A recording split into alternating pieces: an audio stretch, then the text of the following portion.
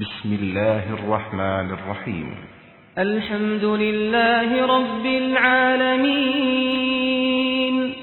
الرحمن الرحيم مالك يوم الدين إياك نعبد وإياك نستعين اهدنا الصراط المستقيم صراط الذين أنعمت عليهم غير نحمده ونستعينه ونستغفره ونؤمن به ونتوكل عليه ونعوذ بالله من شرور أنفسنا وسيئات أعمالنا من يهده الله فلا مضل له ومن يضلل فلا هادي له وأشهد أن لا إله إلا الله وحده لا شريك له وأشهد أن محمدا عبده ورسوله أرسله بالحق بشيرا ونذيرا اللهم صل على محمد وعلى آل محمد كما صليت على إبراهيم وعلى آل إبراهيم إنك حميد مجيد اللهم بارك على محمد وعلى آل محمد كما باركت على إبراهيم وعلى آل إبراهيم إنك حميد مجيد أما بعد فإن خير الحديث كتاب الله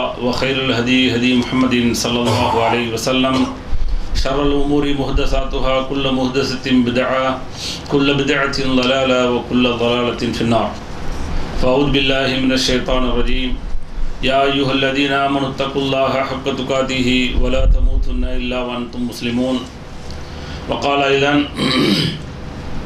يا أيها الناس اتقوا ربكم الذي خلقكم من نفس واحدة وخلق منها زوجها وبث منهما رجالا كثيرا ونساء واتقوا الله الذي تساءلون به والأرحام إن الله كان عليكم رقيبا وقال أيضا يا أيها الذين آمنوا اتقوا الله وقولوا قولا سديدا يصلح لكم أعمالكم ويغفر لكم ذنوبكم ومن يطع الله ورسوله فقد فاز فوزا عظيما.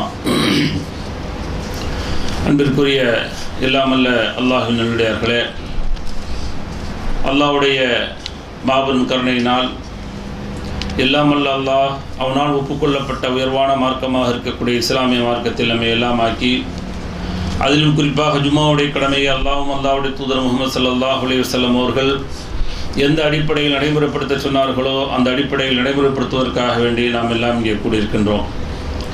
இந்த சந்தர்ப்பங்களிலும் இன்னும் பிற சந்தர்ப்பங்களில் இஸ்லாமிய மார்க்க விளக்கத்தை பெறக்கூடிய நாம் பெறுவதோடு நின்று விடாமல் நிறுத்திவிடாமல் செயல்படுத்தக்கூடிய மக்களாகவும் செயல்படுத்தாத பிற மக்களை செயல்படுத்த தூண்ட வேண்டும் என்ற கோரிக்கையோடு இந்த ஜும்மா உரையை துவங்குகிறேன்.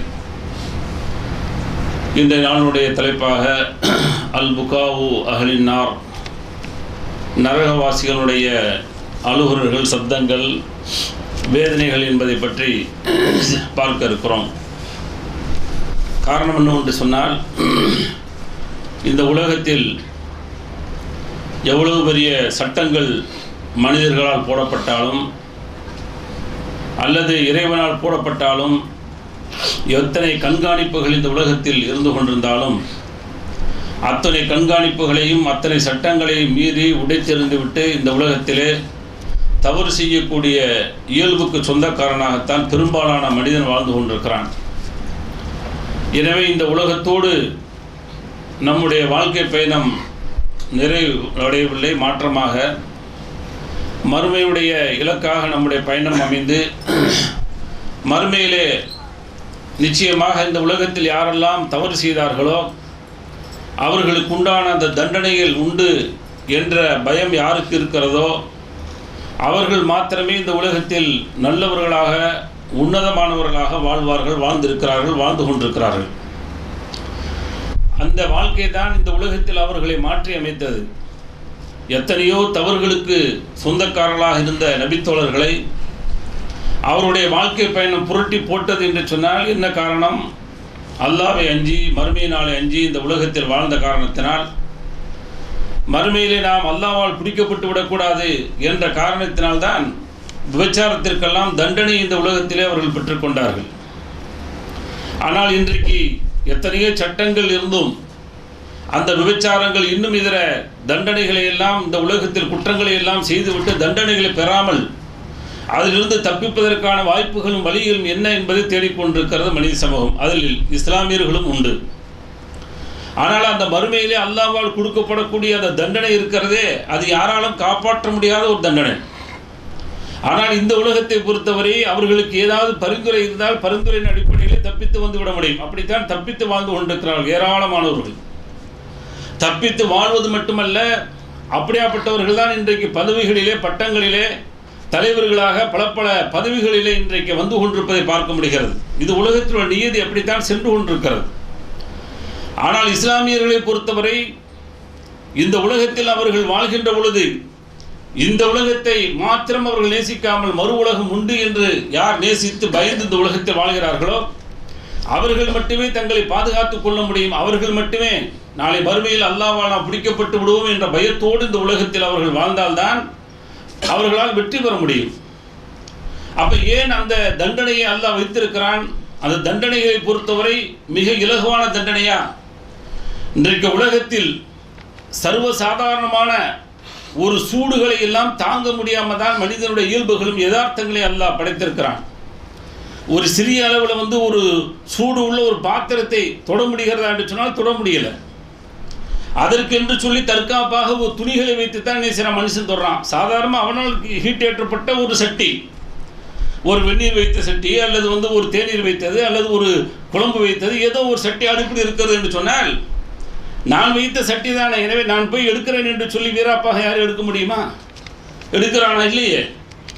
இவனால் ஹீட் ஏற்றப்பட்ட, இவனால் அடுப்பு பற்ற வைக்கப்பட்டு, இவனால் சூடேற்றப்பட்ட அந்த பாத்திரத்தை கூட தொடுவதற்கு இவனுக்கு துணிகள் தேவைப்படுகிறது, பாதுகாப்பு சாதனங்கள் தேவைப்படுகிறது என்று சொன்னால் இது ஒரு நெருப்பே அல்ல. இது அந்த நெருப்பிலிருந்து ஒரே ஒரு பங்கு தான் இங்கே இருக்கிறது.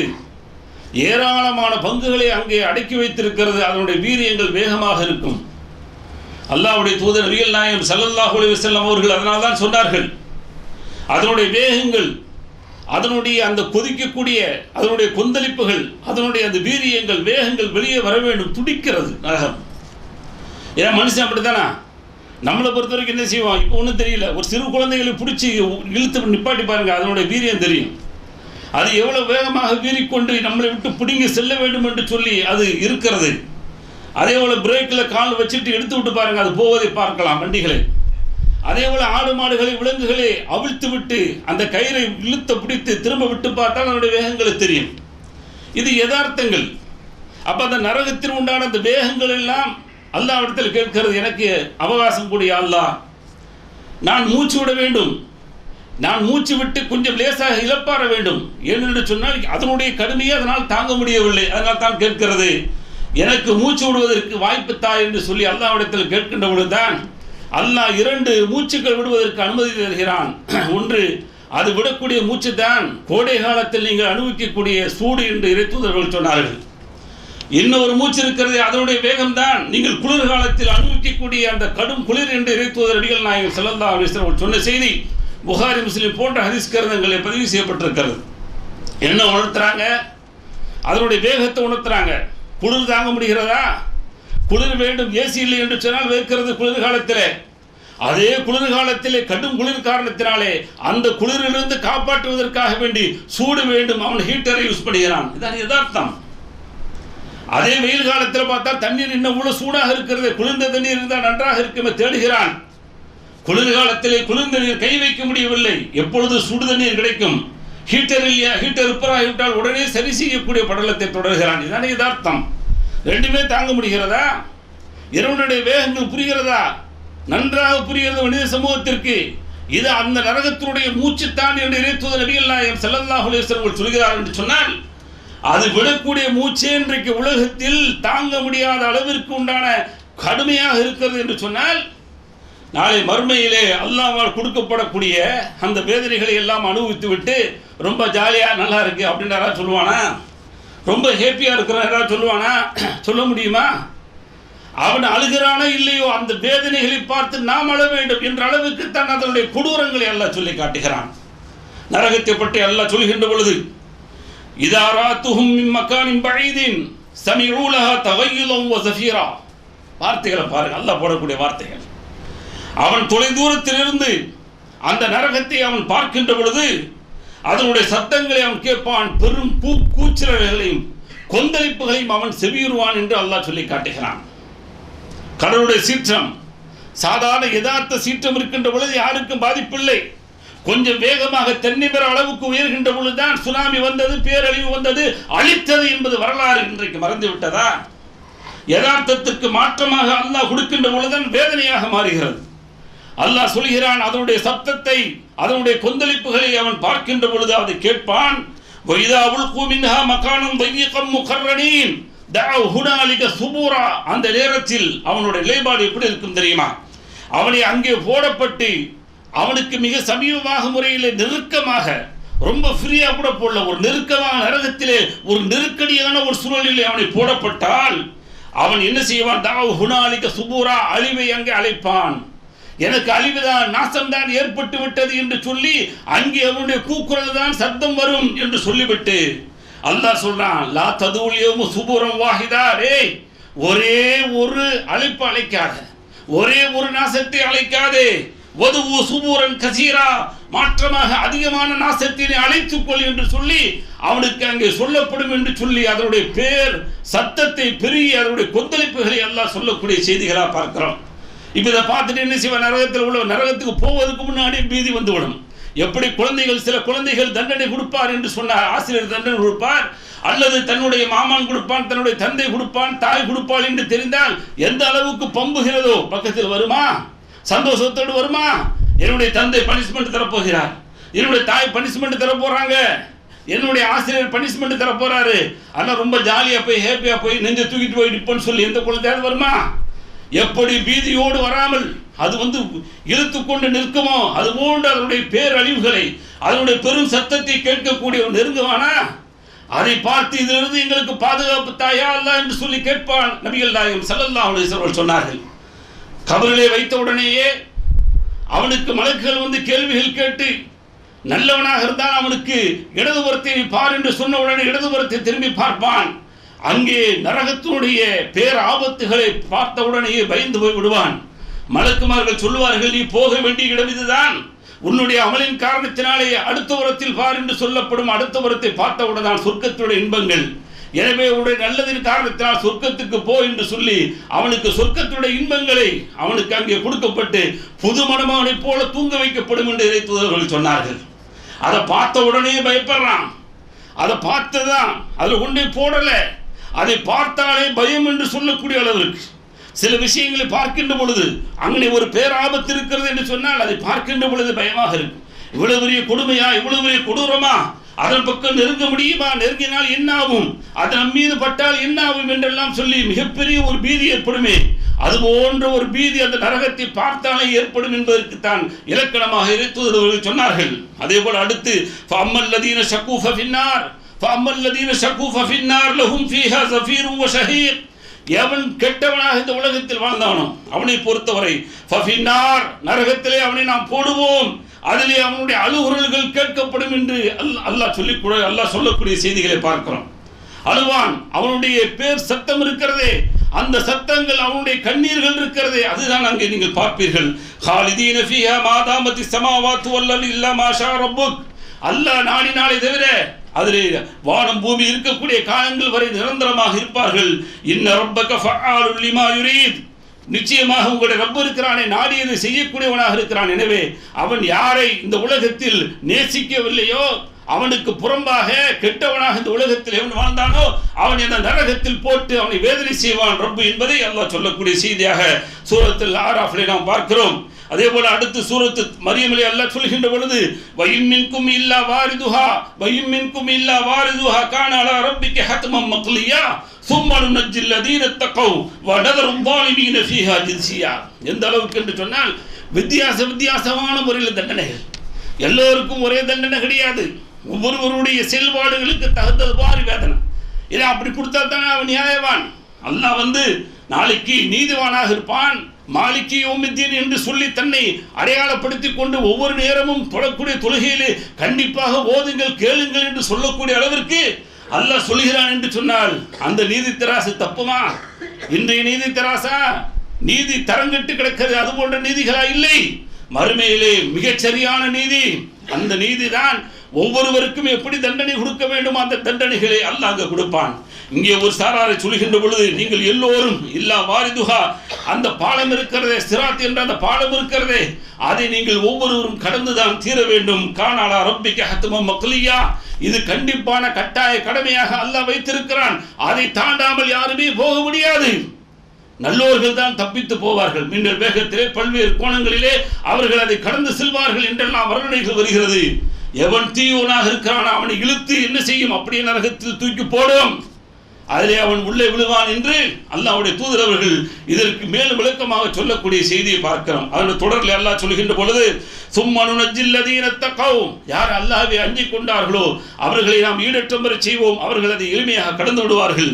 வநதரு ஸாலிமீன ஃபீஹா ஜிஸியா, முழங்கால் தாளிட்டப்பட்டவர்கள், அதாவது முழங்கால் வழியாக இழுத்து விட்டு அவர்களை அதை நாம் விழுக்காட்டி விடுவோம், விட்டு விடுவோம் என்று அல்லாஹ் சொல்லக்கூடிய செய்தியை பார்க்கிறோம். நடக்க முடியாது. அப்படியே ஒரு என்ன செய்வான், இந்த முட்டியை பிடிச்சி ஒரு இழுப்பு இழுத்து அப்படியே அவன் அதில் விழுந்து விடுவான் என்று சொல்லி அல்லாஹ் சொல்லக்கூடிய எச்சரிக்கைகளை பார்க்கிறோம்.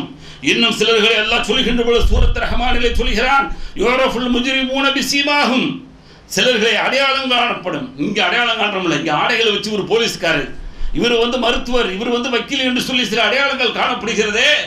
ஆனால் மறுமையில் அல்லாஹ் சொல்கிறான், யூரஃபுல் முஜ்ரிமூன பிஸீமாஹும், சிலர்கள் அவர்களுடைய அந்த முக அடையாளங்களை வைத்து அவர்கள் பாவிகள் என்று அறியப்படும் என்று அல்லாஹ் சொல்லி காட்டுகிறான்.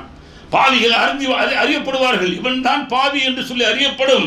அது மாத்திரமல்ல, அவர்களுக்கு எப்படி வேதனை தெரியுமா, ஃபயூஹது பின் நவாசி வல் அக்தாம், அவனுடைய அந்த முன்னெற்றி நோமம் இருக்கிறது, அதையும் அவனுடைய கால் இருக்கிறது, அந்த காலையும் பிடித்து அவனை இழுத்து வரப்படும், தூக்கி போடப்படும் என்று அல்லாஹ் சொல்லக்கூடிய செய்தியை பார்க்கிறோம். இவரெல்லாம் அழுவானா சிரித்துக் கொண்டு இருப்பானா யோசியுங்கள். இப்படியாப்பட்ட பேர்வழிகள், இந்த தண்டனையை பெறக்கூடியவர்கள் இவ்வளவு தண்டனையை கொடுக்கின்ற பொழுது அவன் அதை ரசித்து ருசித்து இருப்பானா, அவனுடைய அழுகுறல் எப்படி இருக்கும் யோசித்து பாருங்கள். அடுத்து அல்லாஹ் சொல்கின்ற பொழுது சூரத்துல் ஆராஃபிலே 50-51வது வசனமாக சொல்கின்ற பொழுது தாகம், எவ்வளவு பெரிய தாகம். இன்னைக்கு கோடை காலத்தில் தான் அனுபவித்திருக்கிறோம். வெளியே வேலை பார்த்து உங்களுக்கு தெரிஞ்சிருக்கும் எவ்வளவு பெரிய தண்ணி தாகம். சில வேளைகளில் உணவு உண்டு விட்டுருப்பா, அரிசுவை உணவுகள், நல்ல உணவுகள், ருசியான உணவுகள் உண்கின்ற பொழுது அங்கே என்ன செய்யும், சில வேளைகளில் தண்ணீர் தேவைப்படுகிறது, அங்கே விக்கல் வருகிறது, போகக்கூடிய உணவை சரியாக செலுத்துவதற்கு கூட அங்கே தண்ணீர் தேவைப்படுகிறதே. ஆனால் அங்கே இருந்து அந்த கொந்தளிக்கக்கூடிய அந்த நெருப்பிலே அவனை போட்டு வேதனை செய்கின்ற பொழுது அவன் என்ன செய்வான் பாருங்க, வனாதா வனாதா அஸ்ஹாபுன் நாரி அஸ்ஹாபல் ஜன்னா, அந்த நரகவாசி சொர்க்கவாசியை அழைப்பான், அழைத்து சொல்லுவான், அன் அஃபீது அலைனா மினல் மா, எங்கள் மீது கொஞ்சோண்டு தண்ணீரை ஊத்துங்கப்பா, உங்கள்கிட்ட உள்ள அந்த நல்ல தண்ணீரை ஊத்துங்கப்பா கேட்பான். அவமின்மா ரஸகக்குமுல்லாஹ், அல்லது நீங்கள் சொர்க்கவாசிகள் அல்லாஹ்விடத்திலிருந்து இன்பங்களை, ரிஸ்குகளை, உணவுகளை அனுபவித்துக் கொண்டிருக்கிறீர்களே, அதை எங்களுக்கு போடுங்கள். கால் அவர்கள் சொல்றார்கள், இன்னல்லாஹ ஹர்ரமஹுமா அலல் காஃபிரீன், காஃபிர்களுக்கு அல்லாஹ்வை மறுத்து வாழ்ந்த அந்த மக்களுக்கு இது இரண்டுமே தடையப்பா, கூடாதப்பா என்று அவர்கள் சொல்லுவார்கள். சொல்லிவிட்டு அல்லதீன தகது தீனஹும் லஹுவ லைபா, அவர்கள் இந்த தீனை, இந்த மார்க்கத்தை வீணாகவும் விளையாட்டாகவும் எடுத்துக்கொண்டார்கள். வஹர்ரத்துஹும் லஹயாத்துத் துன்யா, அவர்களுக்கு இந்த உலக வாழ்க்கை இருக்கிறது ஏமாற்றி விட்டது. ஃபல்யௌம நன்சாஹும் கமா நஸூ லிகா யௌமிஹிம் ஹாதா, இந்த நாளை எப்படி அவர்கள் மறந்து வாழ்ந்தார்களோ அதுபோல நாம் மறந்து விடுவோம் என்று அல்லாஹ் சொல்கிறார். அல்லாஹ் மறக்கப் போகிறான். யோசியுங்கள், யார் மறப்பது? இன்றைக்கு ஒரு நண்பன் மறந்து விட்டாலே இன்றைக்கு யோசிக்கிறோமே, இது எல்லாம் இந்த உலகத்தோடு அழியக்கூடிய விஷயங்கள். ஆனால் மறுமையிலே அல்லாஹ் சொல்கிறான், நான் மறந்து விடுவேன் அப்பா, நான் மறந்துடுவேன், நீ எப்படி மறந்து வாழ்ந்தாயோ அதுபோல நானும் மறந்து விடுவேன் என்று அல்லாஹ் சொல்லக்கூடிய செய்தியை பார்க்கிறோம். சரி, இப்போ என்ன செய்யலைங்க, சொர்க்கவாசிகள்ட்ட இருந்து ஒண்ணுமே கிடைக்கல. சொர்க்கவாசிகள் ஏதாவது தண்ணி ஊற்றுவாங்களா? ஊற்ற முடியாது, ஹராம, தடை. சரி, இப்போ என்ன செய்யறது? தண்ணி தாகம், பசி, உணவு உண்டா? உண்டு. அல்லாஹ் பாதுகாக்கணும். உணவு உண்டா? என்ன உண்டு? உணவு உண்டு. அல்லாஹ் சொல்கிறான், வசுகு மான் ஹமீமன் ஃபகத்தஅ மாஹும். அல்லாஹ் பாதுகாக்கணும். அவன் அந்த கொதிக்கக்கூடிய அந்த நரகில் இருந்து கூட அல்லாஹ்விடத்திலே தண்ணீர் கேட்கின்ற பொழுது அவனுக்கு சூடேற்றப்பட்ட தண்ணீர் அவனுக்கு புகட்டப்படும். அதையும் வாங்கி என்ன செய்வாங்க? வேற வழி இல்லை, வேற வழி இல்லாமல் என்ன செய்வான்? அதையும் குடிப்பான். குடிக்கின்ற பொழுது அவனுடைய குடல் இருக்கிறது அப்படியே துண்டித்து விடும் என்று அல்லாஹ் சொல்லக்கூடிய செய்தியை பார்க்கிறோம். மிம்மாயின் ஸதீத் யதஜர்ரவுஹு வலா யகாது யுஸீகுஹு வயதீஹில் மௌத் மின் குல்லி மகான் வமா ஹுவ பிமையித். இன்னொரு வசனத்தில் அல்லாஹ் சொல்கின்ற பொழுது என்ன சொல்றான்? அவனுக்கு சீல் இருக்கிறதே, அல்லாஹ் பாதுகாக்கணும். சீல் சொல்வதற்கே கூச்சம் இருக்கிறது. ஒரு சீல் புண்ணிலிருந்து வடிகிறது என்று சொன்னால் அதை பார்ப்பதே கூச்சப்படக்கூடிய நாம், அந்த வடிந்த அந்த சீல் இருக்கிறதே அது கொதித்து கொண்டிருக்கும், அது கூட சாதாரணமாக இருக்காது. அதைத்தான் அவர்களுக்கு கொடுக்கப்படும். பலாயக்காது யுஸீகு, ஆனால் உள்ளே செல்லாது. செல்லுமா? யோசித்து பாருங்கள். மரணிக்க தோன்றும், மரணிக்க முடியாது. எல்லா புறத்திலிருந்து மரணம் வரும் என்று நேசிப்பான். வமா ஹுவ பிமையித், அந்த நேரத்தில் மரணமே இல்லை. அந்த அளவுக்கு அவனுக்கு அங்கே பேராபத்து காத்திருக்கிறது. அவன் குடிப்பதற்காக கேட்கின்ற பொழுது இந்த அளவுக்கு மோசமான நீர் கொடுக்கப்படுமே, இந்த நேரத்தில் அழுவானா சிரிப்பானா? யோசியுங்கள். எவ்வளவு பெரிய தண்டனை, எவ்வளவு பெரிய வேதனைகளை வைத்திருக்கிறான். அல்லாஹ் பாதுகாக்க வேண்டும். அடுத்து அல்லாஹ் சூரத்துல் அஹ்ஸாபிலே சொல்கின்ற பொழுது சிலருடைய முகங்கள் இருக்கு பாருங்க, முகத்தை மட்டுமே போட்டு என்ன செய்வான்? நரகத்தில் புரட்டுவான். யௌம துகல்லபு வுஜூஹுஹும் ஃபின்னார், நரகத்திலே போட்டு அந்த முகம் இருக்கிறது, அதை அப்படியே அல்லாஹ் என்ன செய்வான்? உருட்டுவான், புரட்டுவான். எப்படி கோழி சுத்துகிறதோ, எப்படி நெருப்பில் வேகுவதற்காக வேண்டி இன்றைக்கு நாம் பார்க்கிறோமே வீதிகளிலே, அது போன்று என்ன செய்வான்? அந்த முகத்தை அல்லாஹ் சுத்த வைப்பான். யகூலூன யா லைத்தனா அத்தஅனா அல்லாஹ வ அத்தஅனா ரசூலா, எங்களுக்கு வந்த கை சேதமே அல்லாஹ்விற்கும் அல்லாஹ்வுடைய தூதருக்கும் கட்டுப்பட்டிருக்க வேண்டுமே. அங்கே கை சேதப்படுவான். யார் அல்லாஹ்வை புறக்கணித்து அல்லாஹ்வுடைய தூதரை புறக்கணித்து இந்த உலகத்தில் வாழ்கின்ற பொழுது அல்லாஹ்வையும் அல்லாஹ்வுடைய தூதருக்கு மட்டும்தான் கட்டுப்பட்டு வாழ வேண்டும் என்று சொன்ன பொழுது, இல்லை எங்களுக்கு வேறு யாரெல்லாம் வேண்டுமோ அவர்களை எல்லாம் பின்பற்றி வாழ்வோம் என்று சொல்லி அவன் சொன்னால்தான் சரி, இவன் சொன்னால்தான் சரி, இந்த தலைவன் இந்த இமாம் சொன்னால்தான் சரி என்று சொல்லி பின்பற்றினார்களே, அந்த வழிகேடர்களுக்கு அல்லாஹ் வைத்திருக்கக்கூடிய தண்டனை, அவர்களுடைய முகத்தை அல்லாஹ் என்ன செய்வான்? நரகத்தில் போட்டு புரட்டுவான். அந்த நேரத்தில் தான் கை சேதப்பட்டு சொல்வான், அல்லாஹ்விற்கும் அல்லாஹ்வுடைய தூதருக்கு கட்டுப்பட்டிருக்க வேண்டுமே. வகாலு ரப்பனா இன்னா அத்தஅனா சாதத்தனா வ குபரானா ஃபஅலல்லூன சபீலா. மாற்றமா யாருக்கு கட்டுப்பட்டோம்? இந்த உலகத்தில் யாருக்கு கட்டுப்பட்டோம்? சையீத் பன்மை சாதாத் தலைவர்களுக்கு கட்டுப்பட்டோம்.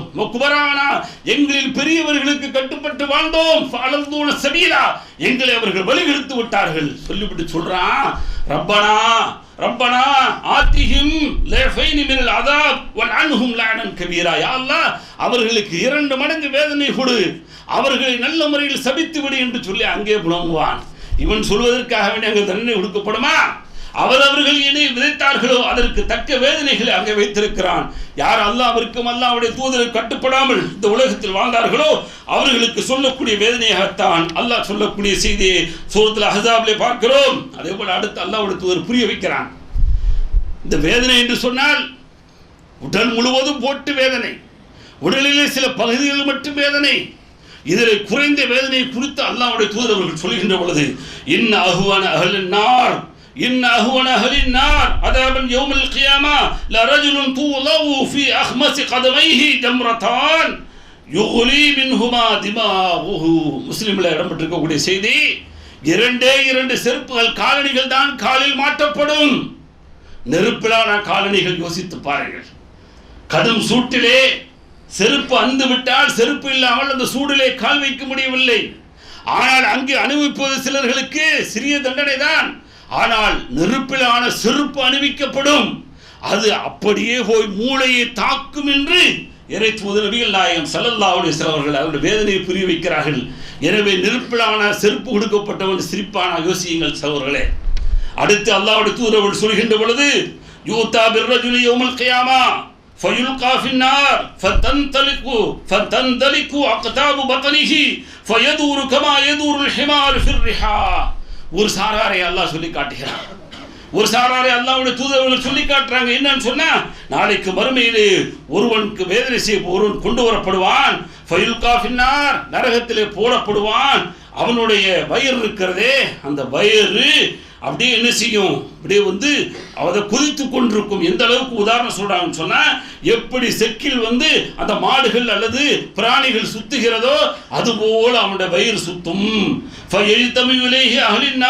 அப்பொழுது நரகவாசிகளில் எல்லாம் ஒன்று சேர்த்துக்கும் பொழுது கேட்பார்கள், ஃபுலானு மாலக்க, இன்னாரே என்னப்பா உனக்கு இந்த நரகத்தில் எங்களோடு இவ்வளவு பெரிய வேதனை அனுபவிக்கிறேன், என்ன செய்தி என்று சொல்லி கேட்கின்ற பொழுது, அலம் தக்கு தஅமுரு பில் மஅரூஃப் வ தன்ஹா அனில் முன்கர், நீ நல்லவனாக உலகத்தில் வாழ்ந்தாயே, நல்லதை மக்களுக்கு ஏவினாய், தீயதை தடுத்தாயே, நல்லதுதானே செஞ்சு வாழ்ந்த, ஆனால் இங்கே எங்களோடு சேர்ந்து நீ வித்தியாசமான முறையில் வேதனை அனுபவித்துக் கொண்டிருக்கிறாய் என்று சொல்லி கேட்கின்ற பொழுதுதான் ஃபயக்கூலு சொல்லுவான், பலா, விஷயம் அப்படி அல்ல, குன்த ஆமுரு பில் மஅரூஃப் வலா ஆதீஹி, நன்மையை கொண்டு ஏவுவேன், நான் செய்ய மாட்டேன், வான்ஹானில் முன்கரி வாத்தீஹி, தீமையை தடுப்பேன், ஆனால் என்ன செய்வேன், அதன்பால் நான் வருவேன், நன்மையை ஏவுவேன் ஆனால் செய்ய மாட்டேன், தீமையை தடுப்பேன் ஆனால் செய்வேன், எல்லாத்துக்கும் தடுத்துட்டு செய்வேன். இப்படியாப்பட்ட கொடியவனுக்கு அல்லாஹ் கொடுக்கக்கூடிய வேதனையாக அல்லாஹ்வுடைய தூதரவர்கள் சொல்லக்கூடியது புகார் இடம்பெற்றிருக்கிறது. அதே போல சிலருக்கு கமீஸ் சட்டைகள் அணிவிக்கப்படுகிறது. யாருக்கு? அந்நாயகத்து இதா லம் ததுப் قبل موتها تقام يوم القيامة وعليها سربال من قطران. முஸ்லிம்கள் நம்பக்கூடிய செய்தி, ஒப்பாரி ஓலமைக்கிறான மூத்துக்களுக்கு, மரணம் அடைந்தவர்களுக்கு ஒப்பாரி ஓலமைக்கக்கூடிய காட்சிகளை இன்றைக்கும் முஸ்லிம்களுடைய வீட்டில் பார்க்கல. எவ்வளவு பெரிய வேதனை பாருங்க. இன்னைக்கு சர்வசாதாரணமாக செஞ்சுட்டு இருக்கிறாங்க. இந்த ஒப்பாரியை விட கடுமையான ஒப்பாரி மறுமையிலே வைக்கப் போகிறார்கள். தெரியல. ஒப்பாரி வைப்பது இஸ்லாமிய மரபா? இஸ்லாமியுடைய கலாச்சாரமே இல்லை. மாற்று மத கலாச்சாரத்தில் காப்பி அடித்து இன்றைக்கு இது போன்ற மோசடிகள் இன்றைக்கு நடந்து கொண்டிருக்கிறது இஸ்லாமிய வீடுகளில். அல்லாஹ்வுடைய சொன்னார்கள், யார் அப்படி ஓலமிட்டு ஒருவருடைய மூத்திற்காக வேண்டி யார் ஓலமிட்டு தௌபா செய்யவில்லையோ, பாவ மன்னிப்பு கேட்காமல் மரணித்து விடுகிறானோ, அவனுக்கு நரகத்தில் உண்டான சட்டைகள் அணிவிக்கப்படும் என்று அல்லாஹ்வுடைய தூதர்கள் சொன்னார்கள். நல்லா இருக்குமா? யோசிங்க. குளிர் அடிக்கிறது, கடும் குளிர், குளிருக்கு தகுந்த ட்ரெஸ் இல்லைன்னா தாங்க முடியல. ஆனால் அங்கே நரகம், அந்த நரகத்திலே கூட அவன் இங்கே செய்த தவறுக்காக வேண்டி நரகத்தில் உண்டான சட்டைகள் அணிவிக்கப்படுகிறது என்று சொன்னால் அவனுடைய அழுகுரல் எப்படி இருக்கும் யோசித்து பாருங்கள். அடுத்து அல்லாஹ்வுடைய தூதர்கள் சொல்றாங்க, மன் அஹதமில் ஷையன் பிகைரி ஹக்கிஹி குஸிப பிஹி யௌமுல் கியாமா இலா சபஅ அர்லீன். புகாரில் வரக்கூடிய செய்தி. இந்த உலகத்தில் மோசடி செய்து உலகத்தில் வாழக்கூடாது. இந்த உலகத்தில் யார் மோசடி செய்து வாழ்கிறார்களோ அவர்களுக்கு கடுமையான தண்டனை உண்டு. அதை குறித்து சொல்கின்ற பொழுதுதான் இந்த உலகத்திலே மன் அஹதமில் ஷையன் பிகைரி ஹக்கிஹி, அதாவது அநியாயமான முறை இன்னைக்கு சொத்துக்களை எல்லாம் என்ன செய்யப்பட்டு அடுத்தவன் சொத்தை எல்லாம் அபகரிக்கப்படுகிறது. அடுத்தவன் வீட்டுடைய சொத்தை எல்லாம் 1 அடி 2 அடி 10 அடி என்று சொல்லி அபகரிக்கப்படுகிறதே, அவர்களை குறித்து அல்லாஹ்வுடைய தூதர் சொன்னார்கள், யாராவது வரம்பு மீறி அப்படி எடுத்துக்கொண்டால் மறுமையிலே அல்லாஹ் என்ன செய்வான், 7 பூமிகள் அளவு அவர்களை பூமி உள்வாங்கக்கூடிய அளவிற்கு அந்த நரகத்திலே அவனை சொருவப்படும் என்று அல்லாஹ்வுடைய தூதர் சொல்லக்கூடிய செய்தியை பார்க்க சந்தோஷமா இருப்பானா? எப்படி இருக்கும் அழுகுறல் யோசித்து பாருங்கள். அடுத்து ஷாரிபுல் ஹம்ர் என்று சொல்லக்கூடிய மது அருந்துபவன். இன்னைக்கு மதுவுக்கு எதிராக போராட்டங்கள் நடந்து கொண்டிருக்கக்கூடிய சூழலிலே என்ன செய்தி பாருங்கள். எவ்வளவு கேவலமான முறையில், தரங்கெட்ட முறையில் தமிழ் சமூகம், தமிழ்நாட்டுடைய மக்கள் போய் கொண்டிருக்கிறார் என்பதற்கு இலக்கணமாக 310 கோடி கடந்த ஆண்டு தீபாவளியுடைய மது விற்பனை, இந்த ஆண்டு இன்னும் 100 கோடி அதிகம், 410 என்று சொன்னால் இன்னும் ஒரு கோடி மேலே போயிருக்கிறான் குடிகார மக்கள். யோசிக்க வேண்டும். ஆனால் அதில் முஸ்லிம்கள் இருந்தால் அவர்கள் புரிந்து கொள்ள வேண்டும். அந்த முஸ்லிம்களை குறித்து அல்லாஹ்வுடைய தூதர்கள் சொல்கின்ற பொழுது, இன்ன அலல்லாஹி அஹதன் லிமன் ஷரிபல் முஸ்கிர ஐ யஸ்கீஹி மின் தீனில் ஹிபால். யார் இந்த உலகத்தில் மதுபானங்களை, போதைப் பொருள்களை சாப்பிடுகிறானோ, குடிக்கிறானோ, அவனுக்கு அல்லாஹ் தீனத்துல் ஹிபால் என்று சொல்லக்கூடிய ஒரு பானத்தை போட்டுவதற்கு அல்லாஹ் வாக்குறுதி தருகிறான். அல்லாஹ்வுடைய தூதர் சொல்றாங்க. சொன்ன உடனே காலு ஒமா தீனத்துல் ஹிபால், அல்லாஹ்வுடைய தூதரவர்களே தீனத்துல் ஹபால் என்றால் என்ன என்று சொல்லி கேட்டார்கள். கால இர்கு அஹ்லின் நார் அவ் உஸாரத்து அஹ்லின் நார், நரகவாசியோட வியர்வை இருக்கிறது அதுதான், அல்லது நரகவாசிகளிலிருந்து பிழிந்து வரக்கூடிய அந்த சாறுகள் இருக்கிறது அதுதான் என்று அல்லாஹ்வுடைய தூதரவர்கள் சொன்ன செய்தி புகாரி முஸ்லிம் போன்ற ஹதீஸ் கிரந்தங்களில் பதிவு செய்யப்பட்டிருக்கு என்று சொன்னால், இதை குடிக்கக்கூடியவன், வேர்வையை குடிக்கக்கூடியவன், அந்த சூடாக வரக்கூடிய வேர்வையை அல்லாஹ் இந்த உலகத்தில் மது குடித்தவர்களுக்கு கொடுக்கிறான் என்று சொன்னால் அவன் ஜாலியாக இருப்பான, சிரிச்சுக்கிட்டு இருப்பானா? ஆக இது போன்று ஏராளமான வேதனைகளை அனுபவிக்கக்கூடியவர்கள் மறுமையிலே சிரித்து கொண்டிருப்பார்களா என்று சொன்னால் அழுவார்கள். அந்த அழுகுரல் இருக்கிறதே மோசமானது. அதை விட்டு பாதுகாப்பு வேண்டும் என்று சொன்னால் இந்த உலகத்தில் நாம் நரகவாசிகளாக எந்த வகையிலும் சென்று விடக்கூடாது. அல்லாஹ்வும் அல்லாஹ்வுடைய தூதர் எத்தனை வழிமுறைகள், இது போன்ற கொடூரங்கள், இது போன்ற நிகழ்வுகளை எல்லாம் சொல்லி காட்டிவிட்டுத்தான் நமக்கு அல்லாஹ்விடத்தில் இருந்து பாதுகாப்பு தேட சொல்லி, குறிப்பாக நரகத்திலிருந்து அல்லாஹும்ம இன்னி அஊது பிக்க மின் அஸாபி ஜஹன்னம், நரகத்துடைய வேதனையிலிருந்து பாதுகாப்பு தரும்படி அல்லாஹ்விடத்தில் கேட்க சொல்லி தொழுகையுடைய கடைசி பகுதியில் அல்லாஹ்வுடைய தூதர்கள் கற்றுக் கொடுத்தார்கள் என்று சொன்னால், இதையெல்லாம் போதி அந்த நரகத்திலிருந்து பாதுகாப்பு பெற்று அல்லாஹ்வால் கொடுக்கப்படக்கூடிய சொர்க்கத்தில் கூட ஃபிர்தௌஸ் என்று சொல்லக்கூடிய உயர்ந்த சொர்க்கத்தை அல்லாஹ்வுடைய தூதர் கேட்க சொன்னார்கள். எனவே அந்த சொர்க்கத்துக்குரியவர்களாக மாறுவோம்.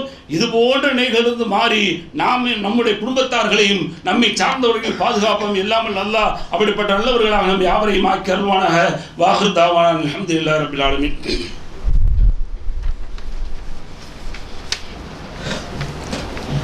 பிஸ்மில்லாஹிர் ரஹ்மானிர் ரஹீம். அன்பிற்குரிய சகோதர சகோதரிகளே, முதல் உரையில் சொன்னது போல பல்வேறு அதாவது வேதனைகளை பொறுத்தவரை அல்லாஹ் மறுமையிலே தயார் செய்து வைத்திருக்கிறான். அதில் குறிப்பாக வட்டியை பொறுத்தவரை நமக்கு தெரியும். வட்டி என்பது மிகப்பெரிய ஒரு மோசமான செயல். இந்த வட்டியை பொறுத்தவரை இன்றைக்கு நாம் சில வேலைகளில் நிர்பந்தத்தின் அடிப்படையில் பேங்குகளுடைய தொடர்புகள் வைத்து விழுந்து கொண்டிருக்கிறோம். அது நம்மளால் எந்த செய்ய முடியாது, மறுக்க முடியாது, மாற்ற முடியாத ஒரு சூழலில் இன்றைக்கு உலகம் முழுவதும் முஸ்லீம் சமூகம் வாழ்ந்து கொண்டிருக்கிறது. ஏன்னா வட்டி இல்லா பேங்க் என்ற அந்த ஒரு விதிமுறையை உருவாக்குவதற்கு பல்வேறு நெருக்கடிகளும் கஷ்டங்களும் அங்கங்கே சந்தித்து கொண்டிருக்கிற காரணத்தினால அது போன்ற ஒரு சூழல் இன்னும் உருவாகலாம். அதனால் நிர்பந்தத்திற்காக வேண்டி அந்த வங்கிகளை என்ன செய்ய பயன்படுத்துகிறோம். ஆனால் இது ஒரு புறம் இருக்க, நம்மளை வேணும்னே கொண்டு போய் சிக்க வைப்பான். அது சிக்க வைக்கிறது நாட்டு மக்களை, இந்திய குடிமக்களை போய் சிக்க வைக்கிட்டு வேணாம்னு சொல்லலை. ஆனால் இஸ்லாமியர்களை போய் சிக்கலாமல் வச்சுக்கூடாது. பல்வேறு திட்டம், செல்ல மகள் சேமிப்பு திட்டம்னு கொண்டு வந்தான். அதில் போய் கொஞ்சம் பேர் விழுந்திருக்கான் தமிழ்நாட்டுக்குள்ளே. அடுத்து இப்போ இந்திய லெவலில் இந்திய பிரதமர் மோடி என்ன செஞ்சுருக்காருன்னு சொன்னால், இந்த தங்க சேமிப்பு திட்டம்னு சொல்லி ஒன்று அனௌன்ஸ் பண்ணிக்க தெரியாது. பெரும்பாலும் ஒரு வாரத்துக்குள்ளே தான் ஆயிருக்கு, 10 நாளுக்குள்ளே தான் ஆயிருக்கு. இதை ஃப்ளாஷ் பண்ண போகிறாங்க. என்னன்னு சொன்னால், நீங்கள் தங்கத்தை வெறுமனே என்ன செஞ்சுருங்க, லாக்கரில் அல்லது உங்கள் வீடுகளில் வச்சுருக்கிறீங்கல்ல, இதை கொண்டு உங்கள் பேங்க்கில் நீங்கள் கொடுத்துக்கணும்னு சொன்னால் உங்களுக்கு வட்டி தருவோம் அப்படிங்கிறத ஒரு திட்டம். 3 திட்டத்தில் அது ஒரு திட்டம். அப்போ என்ன செய்யறது, ஈஸியாக நம்மால் இன்றைக்கி நிறைய சில மாவட்டங்களால் சொல்ல முடியும், மாவட்டங்கள் பேர் சொல்ல விரும்பலை, சில மாவட்டங்களில் இன்றைக்கி நூற்றுக்கணக்கான பவுன் நகைகளை என்ன சில பேங்க் லாக்கரில் கொண்டு வச்சுருக்கிறாங்க பாதுகாப்புக்காக வேண்டி. அந்த லாக்கரில் உள்ள நகையை எடுத்தாலே நாம் இங்கே குவைத்து துபையில் வேலை செய்யக்கூடியவங்கள நாம் அங்கே இருந்துட்டு நாம் பல நாட்டில் உள்ளவங்களுக்கு வேலை கொடுக்கலாம். அவ்வளோ பெரிய சொத்துக்கள் எங்கே முடங்கி கிடக்குது, லாக்கருக்குள்ளே முடங்கி கிடக்கு. ஆனால் இன்னொரு செய்தி என்ன தெரியுமா, இந்த லாக்கரில் வச்ச இந்த இது நகை காணா போச்சுன்னா பேங்க் பொறுப்பு கிடையாதான். அது புது செய்தி, நிறைய பேருக்கு தெரியாது. பேங்கில் வச்சுருக்கோம்னாங்க, அதில் எவ்வளோ வச்சுருக்கிறீங்க அது பேங்க் தெரியாது. உங்களுக்குள்ளே சாவி கொடுத்துருக்காங்களோ ஒரு பெட்டி, அவ்வளோதான். அது காணா போயிடுச்சா அதுக்கு அவங்க என்ன செய்ய மாட்டாங்க, எந்த விதமான உத்தரவாதம் கிடையாது.